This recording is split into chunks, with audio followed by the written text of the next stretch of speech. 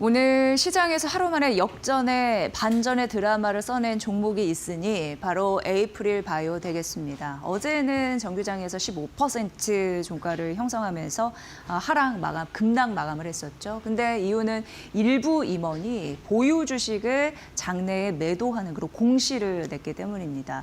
이걸 시장에서 어떻게 생각을 했냐면 지금 뭐니 해도 임상 결과 발표를 앞두고 있는데 뭔가 잘못 틀어진 것이 아닌가 이렇게 인식을 했었죠. 그래서 매물 압박이 있었습니다. 그런데 미국의 바이오텍인 에보뮌의 긍정적인 이벤트 소식이 나왔습니다. 바로 아토피 피부염 AD라고 하는데 임상 2상 성공 소식이 발표가 됐거든요. 근데 에보뮌하고 어떤 관계가 있느냐라고 보면 에이프릴 바이오 같은 경우에는 24년 6월에 기술 수출 계약을 맺었습니다. 바로 신약 후보 물질 관련이었는데 아토피 피부염 관련이었죠. 그리고 자체 개발 독자적인 그런 플랫폼이 있습니다. 그 기술에 대한 기여도가 높았기 때문에 에보뮌이 이번 임상 2상 성공하는데 큰 발판이 돼줬다. 이런 부분으로 남긴 거죠. 그래서 하루 만에 상한가 쭉 간 오늘 흐름들 나타났습니다.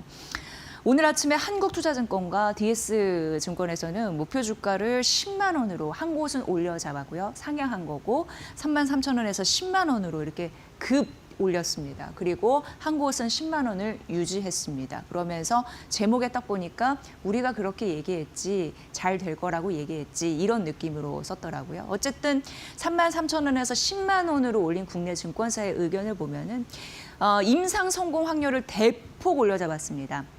기존에는 14%였는데 이제 65% 가깝게 올려잡았고 이러면서 아토피 피부염의 가치를 확 높였는데요. 역시 2,500억 원이 안 되는 그런 가치를 1조 3,700억 원 이상으로 그 가치를 높였습니다. 그러면서 하나 더 궤양성 대장염 가치도 한 3,000억 원 가까이 이상 올려 잡았는데 추가해서 잡았는데 에보뮌이 임상 2상 진입하겠다라는 의지를 또 밝혔거든요. 결과적으로 이번에 에보뮌이 아토피 피부염 임상 2상 이런 부분에 긍정적인 소식을 가져다 주면서 자체 플랫폼, APR 바이오의 자체 플랫폼 기술에 대한 긍정적인 시각이 생겼습니다. 그러면서 차세대 신약 기술 개발에 대한 그런 모멘텀도 강화가 되면서 긍정적인 흐름들이 있습니다. 상한가 풀리지 않고 현재도 편안한 흐름을 이어가고 있는데 목표 주가 10만 원 올린 두 증권사의 이슈, 전략 이런 부분도 참고해 보시면 될 것 같습니다. 외국계 증권사에서 K 반도체에 대해서 다리를 걸었습니다. 그래서 잠시 좀 언급을 해드리겠습니다. 일단 CLSA의 의견이었고요. 지금 K반도체 차액 실현 의견을 우리는 지속해서 내겠다. 이렇게 얘기를 했습니다. 그러면서 삼성전자, SK 하이닉스를 얘기를 했는데 일단 가격이 올랐다라는 것에 집중을 하더라고요. 그리고 모멘텀 괴리 이런 부분도 언급을 하면서 조정 가능성이 높아지고 있다. 그러니까 결과적으로 뭐 투자자들이 반대를 하건 말건 일단 가격적인, 그러니까 기술적인 리스크가 있다라고 얘기를 했습니다. 지금 목표가 15만 원에서 16만 원, 지금 거의 현재가가 올라온 상황인데 50일 이평선 부근에서 재진입을 노릴 것 이렇게 삼성전자는 언급을 했고요. SK하이닉스 목표가 80만 원이거든요. 그런데 CLSA의 초과 달성 이후에 모멘텀이 둔화되고 있다라고 하면서 신규 매수 매력이 줄고 있다라고 하면서 50일 이평선까지 조정을 예상한다라고 언급을 했습니다. 이게 이제 CLSA의 K 반도체의 다리를 건 그런 리포트 내용 말씀드렸고요. 오늘 아침에 뭐 큰 문제가 있나 싶어서 찾아봤더니 교보증권에서는 오히려 SK 하이닉스 목표 주가 상향했습니다. 그래서 이 부분까지 좀 언급드리면 120만 원으로 올려 잡았는데 주주가치 증대에 대한 기대감이 있다라는 부분과 더불어서 삼성전자는 투자 의견 그리고 목표가 유지했거든요. 22만 원입니다. 이유는 원스톱 메모리 이런 부분에서 긍정적인 점수를 줬습니다. 아직까지 크게 흔들리지 않았고 일단 일부분 브레이크 건 외국계 증권사의 리포트가 나왔다라는 소식, 우리는 그런 매도 포인트를 잘 알아야기 때문에 이런 의견까지 전해드렸습니다. 다음 페이지 보면요. 한국투자증권에서 좀 의미 있는 리포트를 내서 이 부분 좀 소개해드리면 좋을 것 같아서 가져와 봤습니다. 그러니까 카메라 모듈이 휴머노이드 로봇 산업을 만났을 때 이 둘의 궁합은 어떨까? 이런 관점에서 들어보시면 될 것 같고요. 지금 카메라 모듈 산업 같은 경우에는 구조적으로 성장하는 데 있어서 약간 브레이크가 걸린 상황입니다. 그래서 성장 둔화 구간에 진입했다라는 걸 느끼시는 부분도 있을 텐데 왜냐하면 스마트폰 교체 주기가 좀 장기화되고 있는 상황이고요. 대당 카메라 수도 좀 제한적인 정체되고 있는 그런 흐름들이 나타나고 있습니다. 그런데 카메라 모듈 공급사가 만약 로봇 산업과 결부된다면 이런 시나리오 가능하잖아요. 당연히 앞으로도 그럴 가능성이 있고 그걸 봤을 때 신규 응용처가 좀 다변화되니까 그런 부분은 긍정적이다라고 한국투자증권에서는 얘기를 했습니다. 그러면서 모듈 사용 대당, 이 카메라 모듈을 말하는 겁니다. 거기를 봤을 때 탑재 개수가 5개에서 6개 정도 추정이 된다고 하는데 기존 전장용과 좀 유사한 그런 대수더라고요. 그럼에도 불구하고 지나친 낙관은 금물이라고 얘기를 했습니다. 이걸 좀 잘 보셔야 되는데 전략 고객사 여러분 아시겠죠? 올해 기존에는 전기차용에서 올해 휴머노이드 라인으로 전환을 하겠다라고 공식화했습니다. 그러면서 연간 1년에 만들어낼 수 있는 생산 능력 대수 이런 부분을 봤을 때 최대 400만 대까지 장기 목표로 제시를 했거든요. 그런데 시장에서는 실제 좀 보수적으로 보고 있다라고 한국투자증권에서는 얘기하더라고요. 그러니까 실제 판매량을 추정해 봤을 때 그 데이터를 일단 보면 올해는 1만 대에서 3만 대 정도가 될 거고요. 지금 이제 초기 국면이니까 사실 뭐 로봇은 잘 만든다고 하더라도 내년에는 10만에서 최대 50만 대까지 밴드가 좀 있고요.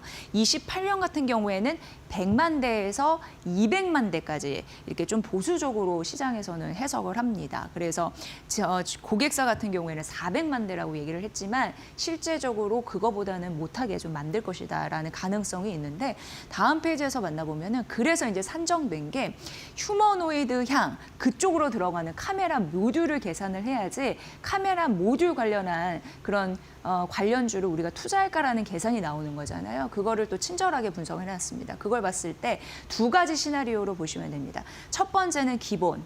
두 번째는 잘 될 때.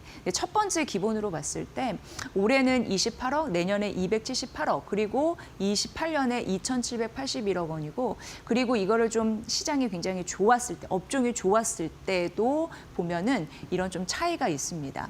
근데 이거 좀 비교해 보시면 되는데 대표적으로 삼성전기와 LG 이노텍을 따지잖아요. 근데 올해 광학 매출 합산을 22조 원 상회한다고 봤을 때 한국투자증권에서는 시장이 굉장히 좋아도 업종이 굉장히 좋아도 카메라 모듈 전체 시장에서 봤을 때 휴머노이드가 차지하는 비중이 2028년도까지 한 자릿수에 불과할 것이다라고 얘기를 했습니다. 이 얘기인즉슨 결과적으로 카메라 모듈 이 부분을 제외한 다른 부분을 좀 봐야 되지 않을까? 이렇게 투자 의견을 전달한 것과 다르지 않습니다. 왜냐하면 카메라 모듈 같은 경우에 당분간은 스마트폰의 의존도가 훨씬 셀 거다 이렇게 분석을 하더라고요. 물론 캐시카우의 역할은 있습니다.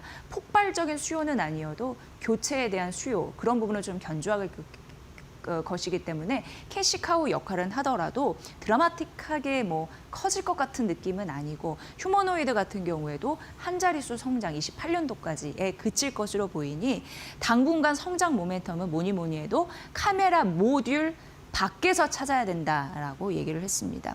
그것으로 봤을 때 삼성전기가 대형 부품주 중 최선호주다라고 얘기했는데 이유는 AI 인프라 사이클 구조적으로 그런 부분으로 좀 전략이 괜찮거든요. MLCC나 패키지 기판 중심 이런 부분이 잡아주고 있습니다. 그래서 EPS 증가율 이런 부분으로 봤을 때 올해 이게 작년 3%밖에 안 됐거든요.